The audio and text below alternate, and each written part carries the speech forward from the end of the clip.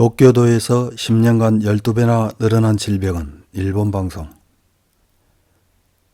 성행위에 의해 점막이나 피부 작은 상처로부터 감염되는 매독은 거의 증상 없이 지나치기 때문에 눈치채지 못한 채 병이 진행되어 타인에게 감염시킬 수도 있습니다. 감염되면 약 1개월 후 감염 부위에 발진 등이 생기지만 3주 정도면 소멸한다고 합니다. 그 사이에 매독균은 전신으로 퍼져 3개월 정도 지나면 손바닥과 발바닥에 발진이 생기며 이 역시 소멸합니다.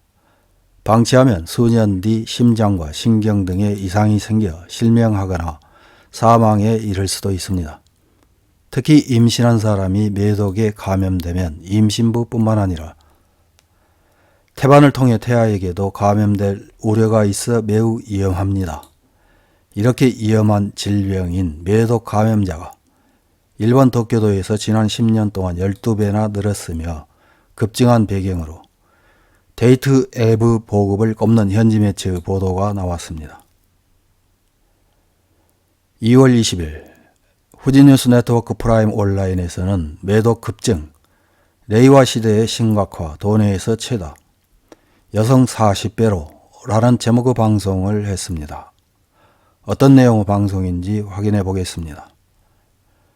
17일 오후 2시부터 열린 도쿄도 코이케 지사의 정례 회견. 평소 같으면 신종 코로나 바이러스 대책과 절전을 위한 호소 등이 이어지지만 이날은 달랐다. 최근 문제가 되고 있는 것이 매독, 도내의 감염 보고수가 급증하고 있다고 한다. 매독 감염 보고수는 전국에서 늘고 있지만 특히 도내의 감염 상황은 심각한 것 같다. 작년 1년간의 감염 보고수는 3,677건으로 1999년 조사 개시 이래 최다가 되었다. 2016년에서 2020년은 2,700건 전후로 추이하고 있었다. 작년은 그 2배 이상에 달했다. 남녀별로 보면 남성이 2,291건, 여성이 1,386건, 10년 전의 보고수와 비교하면 남성이 약 9배였던 반면 여성은 약 40배에 달했다고 한다. 여성의 감염 보고 급증이 두드러지는데 대부분은 20대가 차지하고 있다고 한다. 임신한 사람이 매독에 감염되면 엄마뿐만 아니라 태반을 통해 태아에게도 감염될 우려가 있어 매우 위험하다고 한다.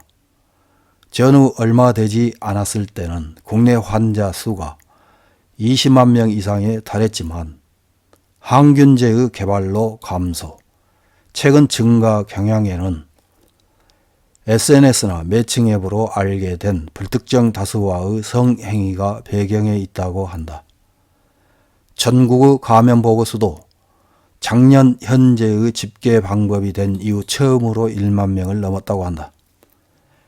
레이와의 시대이기 때문에 감염 급증이라고 말할 수 있을지도 모른다. 이런 사태에 따라 도쿄도는 다음 달 4일간 무료 검사소를 도내 4곳에 설치한다고 발표했다.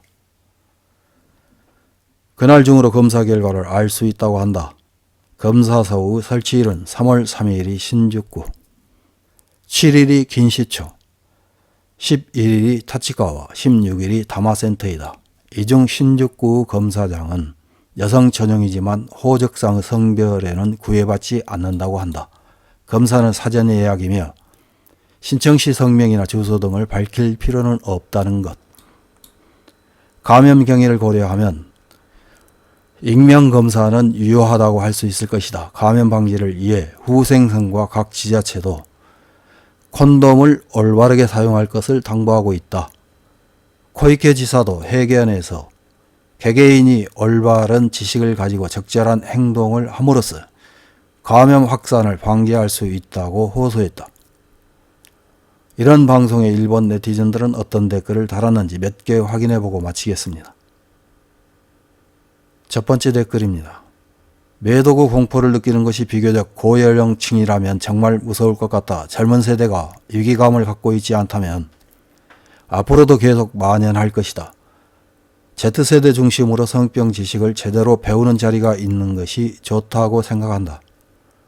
다음 댓글입니다. 애초에 격증하고 있는 이유와 원인은 무엇일까요? SNS 보급이라는 그런 애매한 이유로는 아무것도 모르겠어요. 더 분명하게 젊은 층 여성에 의한 외국인에 대한 매춘 행위가 주된 이유라고 말하면 되잖아요.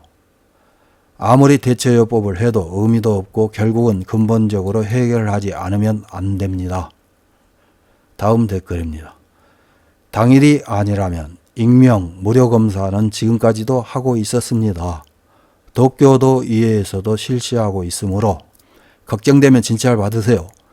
자신의 몸, 생명을 지키기 위한 검사입니다. 다음 댓글입니다.